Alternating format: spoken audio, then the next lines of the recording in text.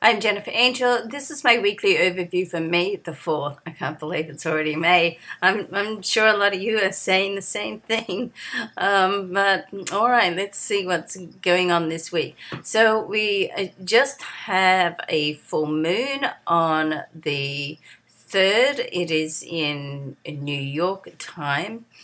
So 3rd, 4th, depending on where you are in the world, and it's in the sign of Scorpio, so it really it can uncover deep, dark secrets and things that you've been maybe even forgotten, from your childhood. Perhaps, it was just too painful that you squashed it down. So, during this time, a full moon in Scorpio can really uncover, what's going on and allow you to bring it up, deal with it, and move it out. And the more that you can do that, even though it can be a confronting and sometimes even painful experience to do that, it does help to unblock that energy, okay? And that's what we want to do. We want to unblock the energy and push it through, deal with it, see how it served us in some way, because there's always a positive and a negative. There's always a benefit and a drawback to everything that happens to us in life. It's hard to see it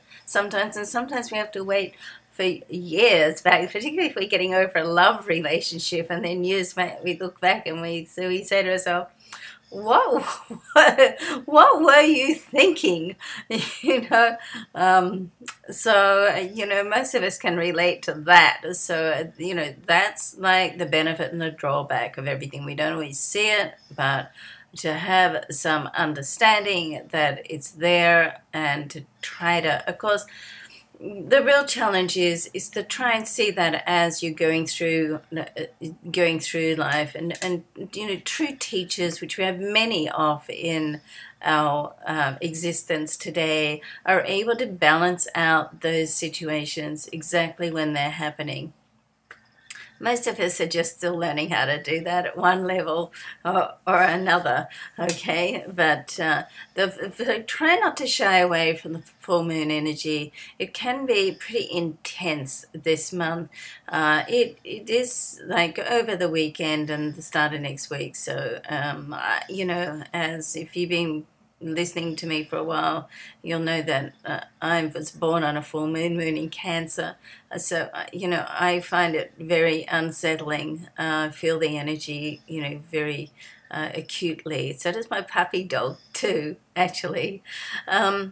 So I'm pleased it's happening on the Sunday for me. So that's probably going to be a day of solitude, I think. All right, so let's see what else is happening. So following that, we've got the Sun in a trine with Pluto. Very powerful interaction between these two. Great for business. It's a trine, so it's a softer, more favorable, beneficial aspect, and anything to do with Pluto is powerful. If it's a challenging aspect, it's very challenging. If it's a favorable aspect, then it can be very, very good. This also can help you to walk away from the past and just give you the courage and the clarity to do that. When I go through in a moment and do your individual reports, we'll see, what area of life that's going to affect for each and every star sign. We want to be careful of getting into sort of power complexes or power struggles with this. It's, easy. Everybody has an opinion, and that's great. So we need to, just learn to accept other people's opinions as not being necessarily right or wrong, just different, okay? Now, moving on, we've got Venus is going to make a move this week on the 7th and the 8th, move into the sign of Cancer. I like this very much. I particularly like it because it's opposite it's in my love zone. Yay! But I like it anyway because it's nice, it's nurturing. It brings out sensitivities, and helps us all just to be a little bit nicer to each other. So that's always a good thing. Then on the 9th, we've got Mercury in a square to Neptune. This can make you feel a little bit sort of tense in the way of not feeling exactly right in your own skin. You know, when you feel like something's just not right, and try not to overthink it and try to feel it more. And you know, it can spark your imagination. It's a square, so it's a little bit challenging. A square between Neptune and Mercury, not so much challenging, but still, it can bring up some stuff. It can also bring up some self-doubt, so don't enter into that. And, you know, just because somebody else has a different opinion to you doesn't mean to say they're right, okay? As it's just said before, I mean, you know, they're not right or wrong, it's just different. So don't let anybody put any self-doubts into you. You know, you're the person that knows you the best. And, you know, if you feel strongly about something, then stick to it.